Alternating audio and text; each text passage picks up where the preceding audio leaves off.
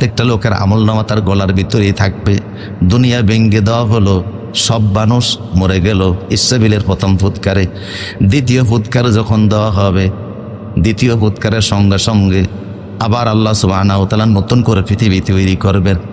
এই পৃথিবীতে তো মানুষ ধরে না।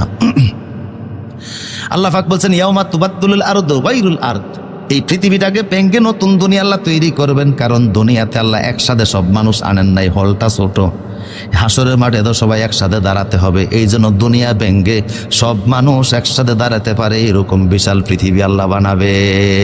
সুবহানাল্লাহ। সবাই দাঁড়াবে, শুধু মানুষ দাঁড়াবে না, আল্লাহ নিজে আসবেন সিংহাসন নিয়ে। সুবহানাল্লাহ বলবেন না? কে আসবে? এই যে মানুষ দাঁড়াবে সেখানে কিন্তু আলাদা আলাদা দল হবে। কোরআন বলে ইয়াউমাইজিন ইয়াসতুরুন নাসু আশতাত, ইয়াউমাইজিন ইয়াসতুরুন নাসু আশতাতাল লিউরাউ আমালাহুম। কোন সূরা? সূরা জিলজাল। মনে পড়ে না? মনে পড়েন? ইয়াউমাইজিন ইয়াসতুরুন নাসু আশতাতাল লিউরাউ আমালাহুম, সেদিন মানুষেরা দলে দলে আল্লাহর সামনে হাসরের মাঠে দাঁড়াবে। এই যে মানুষ দলে দলে দাঁড়াবে, কোন দল? আমরা অমুক দল করতাম সেই দল হিসাবে। কথা বল না? সেদিন দল হবে সুরদের এক দল। যত সুর পৃথিবীতে ছিল সবার একটা দল।